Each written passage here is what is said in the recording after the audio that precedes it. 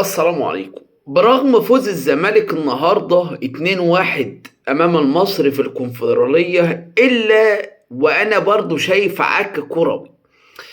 مش ده الزمالك ده. أنا مش مستني من نادي الزمالك إنه يجيب لي أهداف بالعافية. يعني أنا مش مستني من نادي الزمالك إن أنا أشوف أهداف بالعافية بطلوع الروح. لا، انا مش مستني كده من الزمالك حقيقي. انا مش مستني كده انا مستني من نادي الزمالك انه في بداية الشوط الاول 45 دقيقة معاك مستني منك هدف اتنين. ما تقوليش ركلة جزاء، عشان ما بحبش كلمة هدف عن طريق ركلة الجزاء. انا كعمر ما بحبش الكلمة دي خالص. ولو في فريق كسب فريق تاني بهدف وحيد عن طريق ركلة جزاء، في حسابات الشخصية بعتبر ان الفريق ده مش كسبان، ده خسران. اللي خلاه يلعب مباراة 45 و45 على ركلة جزاء يبقى مش حلو. النهاردة عدي الدباغ بمهارته العالية ما شاء الله عليه بينقذ نادي الزمالك من تعادل بايخ ماسخ.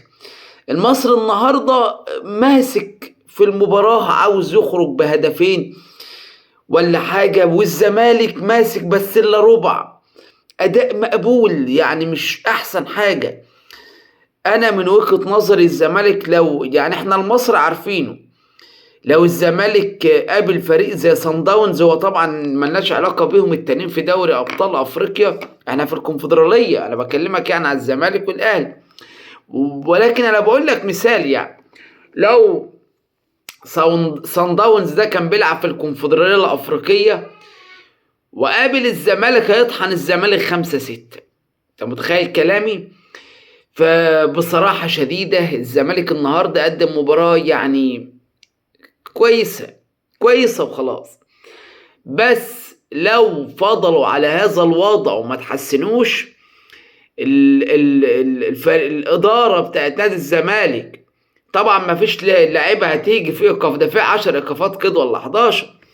فالزمالك محتاج بقى يطلع من الناشئين اللي عنده ويغرف كده. هو عنده احتياطي حلو، الزمالك محتاج يطلع من الناشئين.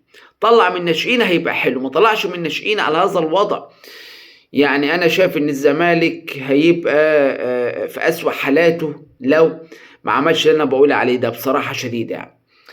فالزمالك على هذا الوضع وهذا الشكل سيء سيء سيء. في معظم المباريات بيكسب بالعافية. معظم اللعيبه ما بتاخدش فلوس، كله بيشكي مش عارف ايه.